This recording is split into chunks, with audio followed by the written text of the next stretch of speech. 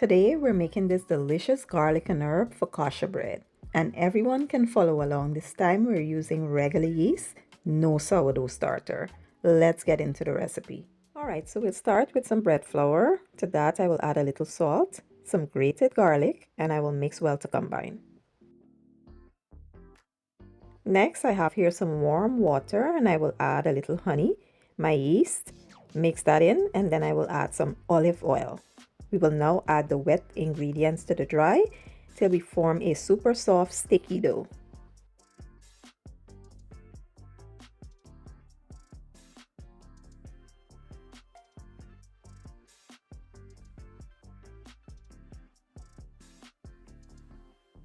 Once the dough is formed, we'll cover and allow it to sit for 30 minutes before we start our first stretch and folds. Like I said, after 30 minutes, you want to get in there and just do 4 rounds of stretch and folds.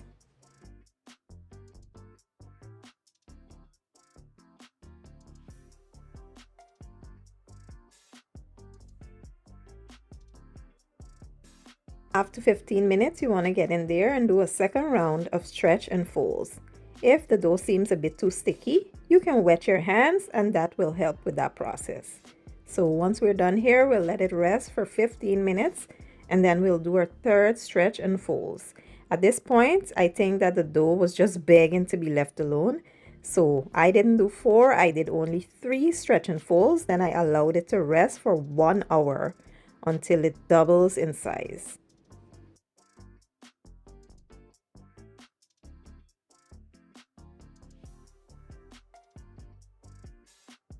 So after an hour, my dough has tripled in size and this is how it's looking. Now we'll go ahead and you want to get a large baking dish and add some olive oil to the bottom. You need a generous amount for this. I know all the health freaks are going to say, wow, that's so much oil, but this type of bread needs it. So we're going to add some parchment paper at the bottom just for extra protection, and then I will go in with a little bit more of that oil over top and we'll place our dough down here, spread it out, and we will cover this and let it sit for 1 hour again before we place it inside of the oven.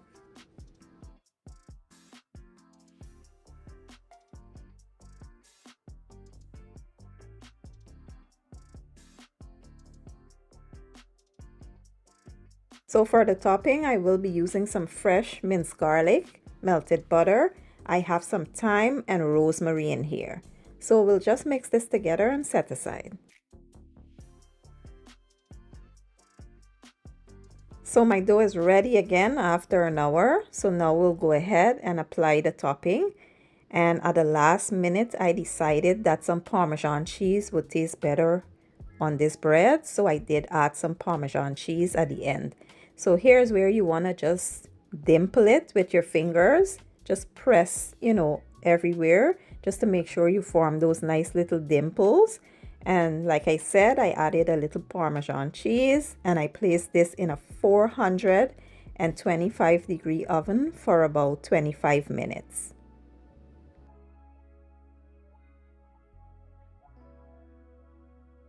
And this is what it looks like once it was done. When I tell you this smells amazing, that's an understatement. All those herbs, the garlic, the Parmesan, everything, it was chef kiss. I can't wait to cut into this.